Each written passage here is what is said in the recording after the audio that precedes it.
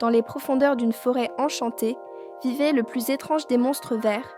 Certains disaient qu'il était effrayant, d'autres qu'il était méchant, mais personne ne connaissait son plus grand secret. Dans une grotte aux cristaux scintillants, vivait un monstre pas comme les autres.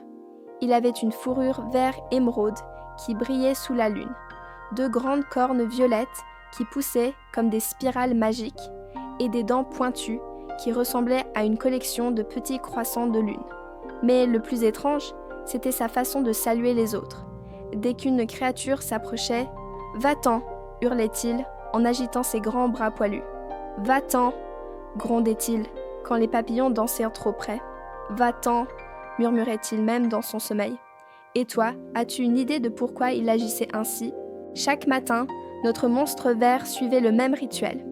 Il se réveillait avec le soleil, prenait son petit déjeuner de baies arc-en-ciel, qui colorait sa langue de toutes les couleurs, et passait des heures devant son miroir à s'entraîner à faire peur.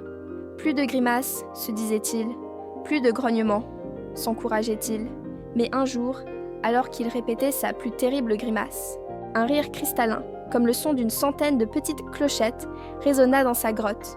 C'était Minnie, une minuscule fée, pas plus grande qu'une marguerite, avec des ailes transparentes qui brillaient comme des diamants au soleil. « Pourquoi fais-tu ces drôles de têtes ?» demanda-t-elle en virevoltant autour de ses cornes. « Pour faire peur. Je suis un monstre, c'est mon travail, » répondit-il, mais sa voix tremblait un peu. « Oh, et qui t'a dit que c'était ça le travail d'un monstre ?» Cette simple question fit réfléchir notre ami vert. Il ouvrit la bouche, la referma, l'ouvrit à nouveau. Mais aucune réponse ne vint. « Viens avec moi, chuchota Minnie avec un sourire mystérieux. J'ai quelque chose à te montrer. » Elle l'emmena à travers la forêt, jusqu'à un lac dont l'eau était si claire qu'elle ressemblait à du cristal liquide. C'était le lac des vérités, un endroit magique qui montrait aux créatures leur véritable nature. « Regarde, » murmura Minnie, et ce que vit notre monstre le laissa sans voix.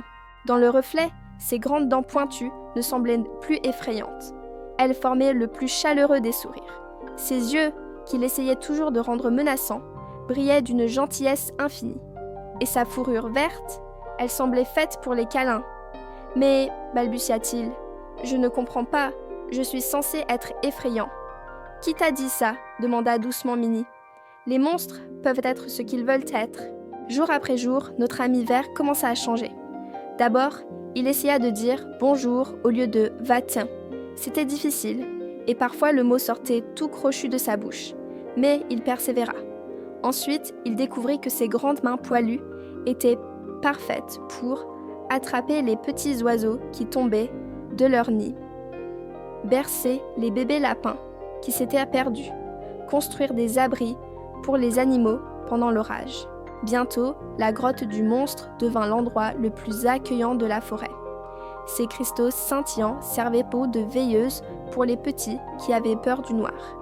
Ses cornes violettes devinrent les meilleurs perchoirs pour les oiseaux fatigués.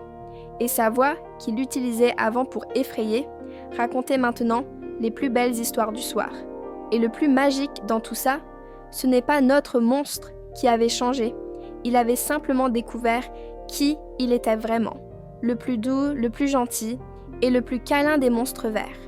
Abonne-toi pour passer une bonne nuit.